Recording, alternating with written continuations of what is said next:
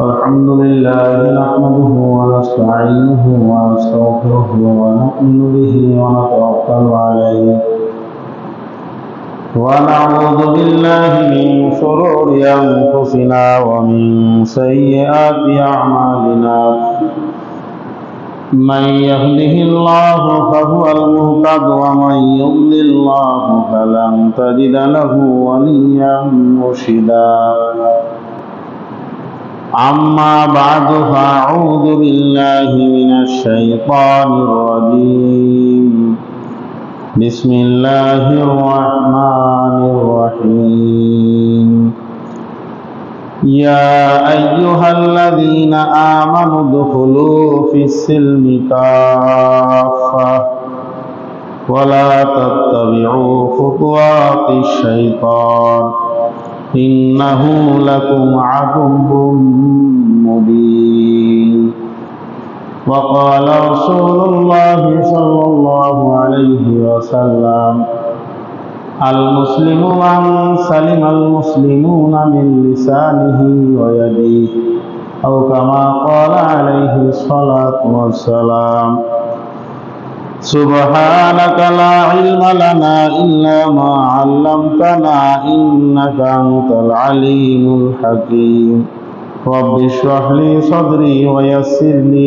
أمري واحلل عقدة من لساني يفقهوا قولي আল্লাহ রাব্বুল আলামিনের বান্দা জনাব মুহাম্মদ রাসূলুল্লাহ সাল্লাল্লাহু আলাইহি ওয়াসাল্লামের উম্মতগণ, মহান আল্লাহ রাব্বুল আলামিনের দরবারে লাখো কোটি শুকরিয়া যে আল্লাহ রাব্বুল আলামিন আপনাকে আমাকে দুনিয়ার সমস্ত কাজকর্ম থেকে অবসর দিয়ে যে আল্লাহ সুবহানাহু ওয়া তাআলা তার ঘরে একত্রিত হওয়ার তৌফিক দান করেছেন। শুকরিয়া আদায় করি আলহামদুলিল্লাহ।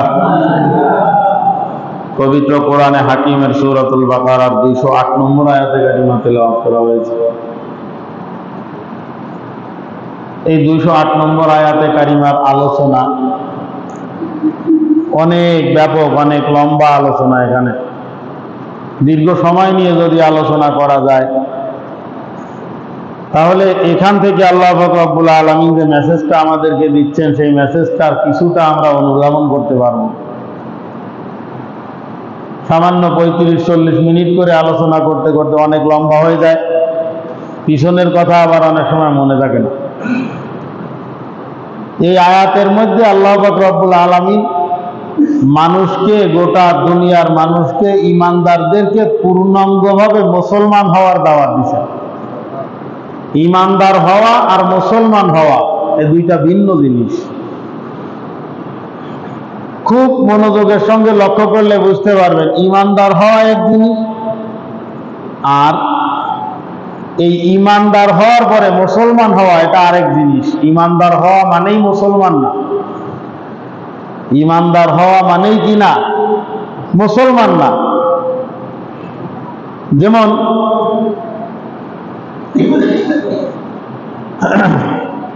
ঈমানদার হওয়ার অর্থ হলো আল্লাহ পাক রব্বুল আলামিনকে বিশ্বাস করা, রাসূল আকরাম সাল্লাল্লাহু আলাইহি সাল্লামকে বিশ্বাস করা, আল্লাহ পাক এক এবং একক, রাসূল আকরাম সাল্লাল্লাহু আলাইহি সাল্লাম আল্লাহ তাআলা প্রেরিত বান্দা ও রাসূল, এটাকে আমি বিশ্বাস করি। এই বিশ্বাস করাটাকে বলা হয় ঈমান। আর যে ব্যক্তি এটাকে বিশ্বাস করে তাকে বলা হয় মুমিন। আর জীবনের প্রত্যেকটা ক্ষেত্রে আল্লাহ পাকের হুকুম আর নবীর তরিকা অনুযায়ী চলা, এটাকে বলা হয় মুসলমান।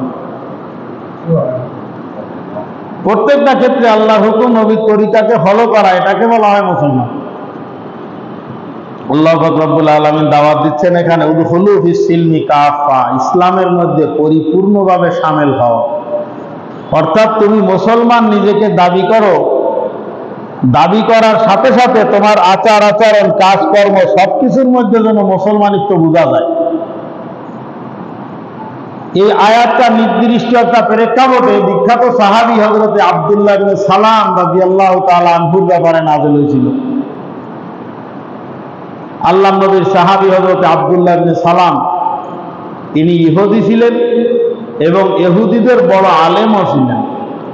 সহিহ বুখারীর মধ্যে বর্ণনা আছে রাসূল আকরাম সাল্লাল্লাহু আলাইহি সাল্লাম সম্পর্কে দীর্ঘ পড়াশোনা করে হযরত আব্দুল্লাহ ইবনে সালাম রাদিয়াল্লাহু তাআলা মুসলমান হওয়ার সিদ্ধান্ত নিয়েছেন। যেহেতু তাওরাতের মধ্যে রাসূল আকরাম সাল্লাল্লাহু আলাইহি সাল্লামের ভবিষ্যৎবাণী ছিল, আল্লাহর নবী সম্পর্কে বিস্তারিত ডিটেইলস আলোচনা তাওরাতের মধ্যে ছিল। উনি সেই তাওরাতের বড় আলেম ছিলেন। এই তাওরাতের থেকেও ইনফরমেশন গুলো কালেক্ট করে উনি ওইগুলোকে যাচাই বাছাই করে হযরত আব্দুল্লাহ ইবনে সালাম রাদিয়াল্লাহু তাআলা মুসলমান হয়েছেন। মুসলমান হওয়ার পরে খুব ভালো করে লক্ষ্য করবেন, মুসলমান হওয়ার পরে এই ইহুদি ধর্মের মধ্যে উটের গোশত খাওয়া হালাল না। ইহুদিদের মধ্যে উটের গোশত খাওয়া কি হালাল না। সেই হিসাবে আব্দুল্লাহ ইবনে সালাম রাদিয়াল্লাহু তাআলা উটের গোশত খান না। উনি মুসলমান হয়েছেন, উটের গোশত হারাম ছিল ইহুদি ধর্মে, পরবর্তীতেই মুসলমান হওয়ার কারণে উটের গোশত খাওয়া হালাল হয়ে গেছে। এরপরেও তিনি উটের গোশত খান না, এটা নিজের রুচির কারণে, নিজের রুচির কারণে। এটাকে আপনাদেরকে বোঝানোর জন্য বলি, ঘোড়ার গোশত খাওয়া জায়েজ আছে, কিন্তু ঘোড়ার গোশত খাওয়া কি আছে? কথা কয় না। ঘোড়ার গোশত খাওয়া কি আছে? জায়েজ আছে। এখন এই মাঝে ফেসবুকে একটা ভিডিও আসছে না, যে ঢাকায় কোন জায়গায় মুন্সিগঞ্জ না কোথায় ঘোড়া জবাই করে 250-300 টাকা কেজিতে খাওয়াচ্ছে। এখন আমার কাছে একজনে জিজ্ঞাসা করতেছে, এক চায়ের দোকানে অনেক লোক, 20-30 জন লোক বসা, আমার কাছে জিজ্ঞাসা করতেছে যে হুজুর আসছে, হুজুরের কাছে শুনি, হুজুর ঘোড়ার গোশত খাওয়া জায়েজ আছে? আমি বলতেছি আছে। বলার সাথে সাথে লোকটা বলতেছে, তাহলে আমি কি আপনারা 2 কেজি কিনে হাতিয়া দেবো, আপনি খাবেন? আমি বলতেছি যে ঘোড়ার গোশত খাওয়া জায়েজ, আমি খাবো কি খাবো না ওটা তো আলাদা জিনিস। অনেক জায়েজ জিনিস আছে যেটা আমরা খাই না। এই না খাইতে খাইতে এরকম একটা অবস্থা হয়ে গেছে, কেমন যেন একটা মানে অন্যরকম ফিল হয়, অন্যরকম লাগে না, রুচিতে লাগে না। হযরত আব্দুল্লাহ ইবনে সালাম রাদিয়াল্লাহু তাআলা যেহেতু মুসলমান ছিলেন না, ইহুদি ছিলেন, আর ইহুদি ধর্মে ঘোড়ার উটের গোশত খাওয়া হারাম ছিল, ওইখান থেকে না খাইতে খাইতে ওই উটের উপর থেকে ওনার রুচি নষ্ট হয়ে গেছে, মানে উটের গোশত পছন্দ না। এখন আব্দুল্লাহ ইবনে সালাম মুসলমান হয়েছে, তিনি ছিলেন সাহাবী, আমাদের জন্য শিয়ার, পথ প্রদর্শক। সাহাবীর আদর্শ উম্মতের জন্য ফলক মানে অনুকরণীয়। হযরত আব্দুল্লাহ ইবনে সালাম রাদিয়াল্লাহু তাআলা উটের গোশত খান না, কি কারণে? আল্লাহ পাক মনের খবর জানেন কি জানেন না? আল্লাহ তো মনের খবর জানে যে আব্দুল্লাহ ইবনে সালাম উটের গোশত কেন খান না। তারপরেও আয়াতে কারিমা নাযিল করে আল্লাহ পাক আব্দুল্লাহ ইবনে সালামকে বলে দিয়েছে, ইয়া আইয়ুহাল্লাযীনা আমানু, হে ঈমানদার বান্দাগণ, উদখুলু ফিস-সিলমি কাফা, ইসলামের মধ্যে পরিপূর্ণভাবে দাখিল হয়ে যাও, পরিপূর্ণভাবে শামিল হয়ে যাও। হে আব্দুল্লাহ ইবনে সালাম, ইহুদি ধর্মের মধ্যে উটের গোশত খাওয়া হারাম ছিল, এখন তো তুমি মুসলমান হয়ে গেছো, এখন তোমার জন্য উটের গোশত খাওয়া হারাম নয়। এখন উটের গোশত খেয়ে প্রমাণ করে দিতে হবে যে আল্লাহ পাক রব্বুল আলামিনের ইসলামের মধ্যে আমি পূর্ণাঙ্গভাবে শামিল হয়ে গেছি। পূর্ণভাবে ইসলামের মধ্যে তুমি শামিল হয়েছে, এটা দেখাই দিতে হবে আমলের মাধ্যমে। আমলের মাধ্যমে এটাকে বাস্তবে সবাই মানে বুঝাই দিতে হবে মানুষকে, আচরণ দিয়ে, চরিত্র দিয়ে বুঝাই দিতে হবে যে আমি একজন মুসলমান। চরিত্র দিয়ে বুঝাইতে হবে যে আমি একজন মুসলমান। মুসলমান তো সার্টিফিকেট, সাইনবোর্ড লাগায় মুসলমান হওয়া যায়, কপালে লিখে দিলাম আমি একজন মুসলমান, এই লিখে দিয়ে তো মুসলমান হওয়া যায় না। মুসলমান হইতে হয় নিজের কথার দ্বারায়, মুসলমান হইতে হয় নিজের কাজের দ্বারায়, নিজের চরিত্র দ্বারায়, নিজের আদর্শের দ্বারায় মুসলমানিত্ব প্রমাণ করতে হয়। আমাদের মুসলমানদের মধ্যে পর্যাপ্ত পরিমাণে লোক আছে না গরুর গোশত খায় না? কথা হয় না, গরুর গোশত খায় না, এরকম বহু লোক আছে। ডাক্তারে নিষেধ করেছে বা অন্য কোনো কারণে গরুর গোশত খায় না। এখন গরুর গোশত খায় না বিধায় সে মুসলমান নাই? বুঝাইতে পারলাম না। গরুর গোশত খায় না বিধায় মুসলমান নাই, কারণ ইসলামের মধ্যে 5টা বেনা, ইসলামের ভিত হলো 5টা, তার মধ্যে কি একটা আছে গরুর গোশত খাওয়া? তাহলে গরুর গোশত খাওয়া এটা কোনো ফাংশন না। উটের গোশত না খাইলে আব্দুল্লাহ ইবনে সালামের মুসলমানিত্ব গ্রহণ করা হবে না, বিষয়টা এমন না। কিন্তু তুমি একজন মুসলমান, এটা তোমার চরিত্র দিয়ে, তোমার আচরণ দিয়ে প্রমাণ করে দিতে হবে যে হ্যাঁ আমি একজন খাঁটি মুসলমান। এই প্রমাণটা কোন ক্ষেত্রে, কোন জায়গায় করতে হবে, খুব লক্ষণীয় বিষয়। নিজের ব্যক্তিগত জীবন, পারিবারিক জীবন, সামাজিক জীবন, অর্থনৈতিক জীবন, রাজনৈতিক জীবন এবং আন্তর্জাতিক জীবন, এই যে জীবনের যে স্তরগুলো আছে এর প্রত্যেকটা জায়গায় আমার মুসলমানিত্বকে প্রমাণ করে দিতে হবে, আমার মুসলমানিত্বকে প্রতিষ্ঠিত করতে হবে, তাহলে আমি খাঁটি পাক্কা মুসলমান বলে বিবেচিত হওয়া যাবে। অমুসলমান ব্যক্তিগত জীবনে মুসলমান হওয়া, ব্যক্তিগত জীবনে আল্লাহর হুকুম নবীর তরিকাকে ফলো করা। আমার 3.5 হাত বডির মধ্যে আল্লাহ হুকুম নবীর তরিকার খেলাফ কোনো কিছুই থাকতে পারবে না। আমি একজন মুসলমান, অথচ আমার চেহারা দেখে মুসলমান বোঝা যায় না। আমি একজন মুসলমান, আমার নামের দ্বারাই মুসলমান বোঝা যায় না। আমি একজন মুসলমান, আমার কথার মধ্যে মুসলমানিত্ব ফুটে ওঠে না। এই মুসলমানিত্ব শুধু দাবিতে মুসলমান, বাস্তবে এটা আসলে মুসলমান হইতে পারে, বাস্তবের মধ্যে এটা আসলে মুসলমান হইতে পারে না। আমি একজন মুসলমান, আমার শরীরের মধ্যে রসুলের আদর্শ নাই। আমি একজন মুসলমান, আমার চেহারার মধ্যে নবীর আদর্শ নাই। আমি একজন মুসলমান, আমার পোশাকের মধ্যে নবীর আদর্শ নাই। আমি একজন মুসলমান, আমার চুলের মধ্যে রসুলের আদর্শ নাই। কোন ধরনের মুসলমান? আমি মুসলমান, আমার চুলের মধ্যে রসুলের আদর্শ নাই। আমার চুলের হেয়ার কাটিং, হেয়ার স্টাইল নেইমারের মতো, মেসির মতো আছে কি আছে না সমাজে? আছে এরকম। চুল কাটার ক্ষেত্রে আল্লাহ নবীর মাথায় চুল ছিল কি ছিল না? আল্লাহ নবীর মাথায় যদি চুল থাকে তাহলে উনি চুল কিভাবে রাখছেন? উনি যে পদ্ধতিতে চুল রাখছেন, যে পদ্ধতিতে চুল কাটছেন, ওই পদ্ধতিতে আমার চুল থাকতে হবে। আল্লাহ নবীর চেহারা মুবারকের মধ্যে দাড়ি ছিল, এবার আসতে হয়ে গেছে, দাড়ি ছিল। তাহলে আমি মুসলমান, আমার চেহারার মধ্যে দাড়ি থাকবে না কেন? আমার চেহারার মধ্যে কেন দাড়ি থাকবে না? দাড়ি এটা হলো আইডেন্টিটি, মুসলমানের আইডেন্টিটি। দাড়ি হলো শেয়ারে ইসলাম, মুসলমান হওয়ার নমুনা দাড়ি। দেখেন, এই ID card, international ID card যে সময় আমরা করছিলাম, জাতীয় পরিচয়পত্র, এই পরিচয়পত্র একটা ফর্ম ফিল আপ করার সময় ওইখানে একটা ছিল না আপনার শনাক্তকরণ চিহ্ন আছে না? ফরমের ওইখানে একটা কোড আছে না, শনাক্তকরণ চিহ্ন।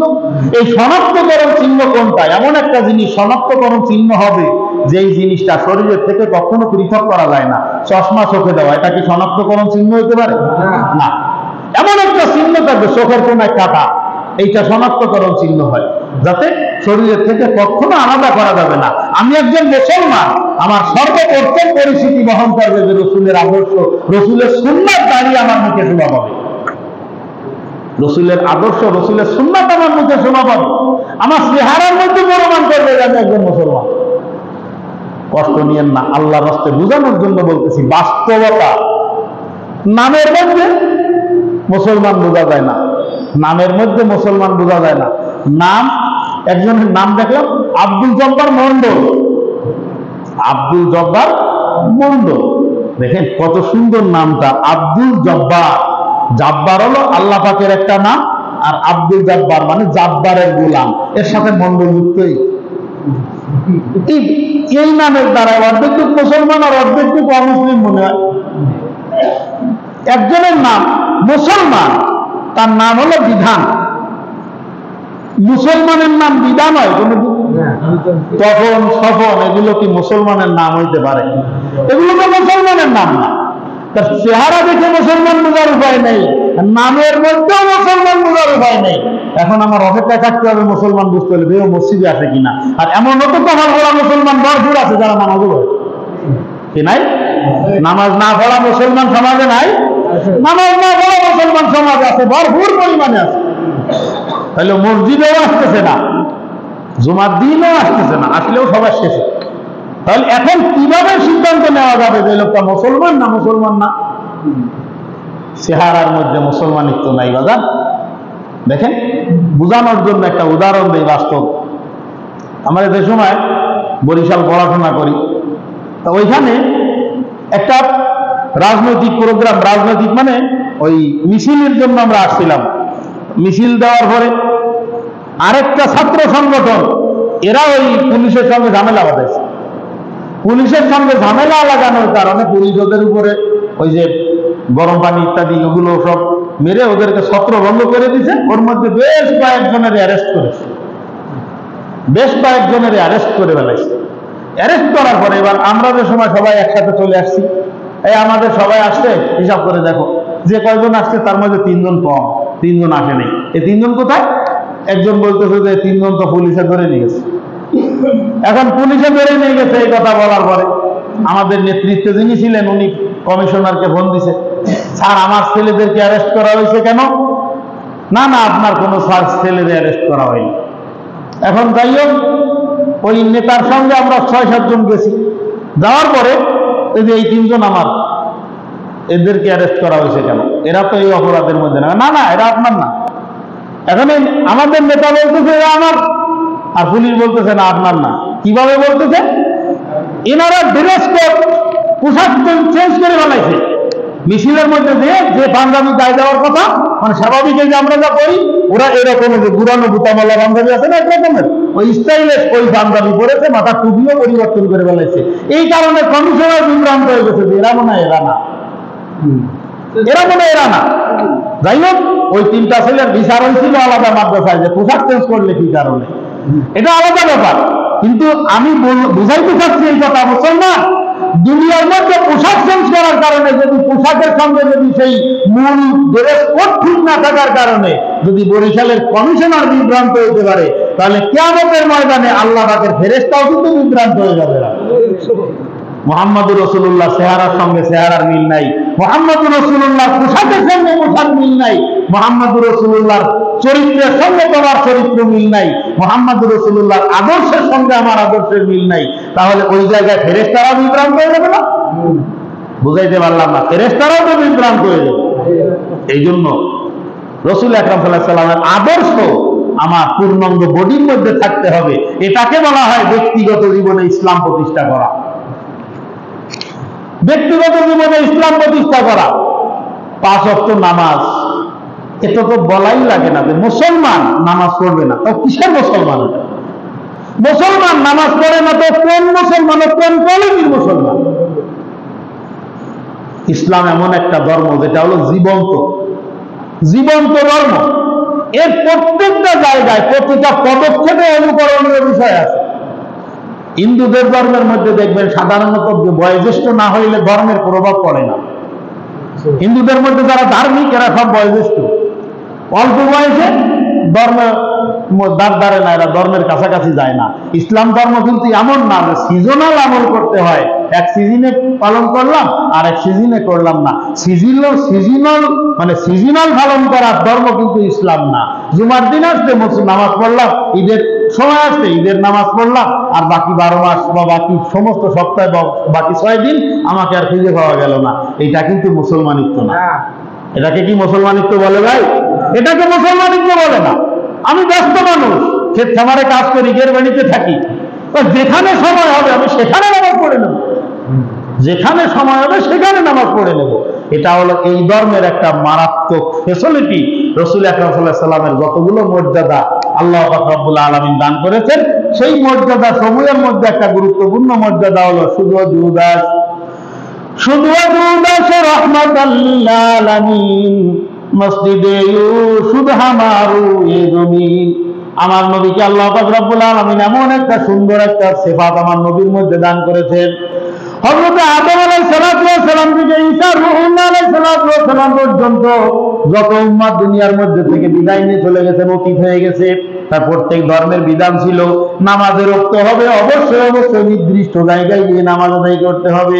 আমার আল্লাহ পাক রব্বুল আলামিন তার হাবিব সাল্লাল্লাহু আলাইহি ওয়াসাল্লামকে একটা ফ্যাসিলিটি দান করেছেন যে হাবিব আমার, তাই আপনার উম্মতের জন্য একটা মর্যাদা, আসমানের নিচে জমিনের উপরে পৃথিবীর যে কোনো জায়গায় যেখানেই থাকুক না কেন, যেখানে থাকবে সেই জায়গায় বসে নামাজ আদায় করে নেবে।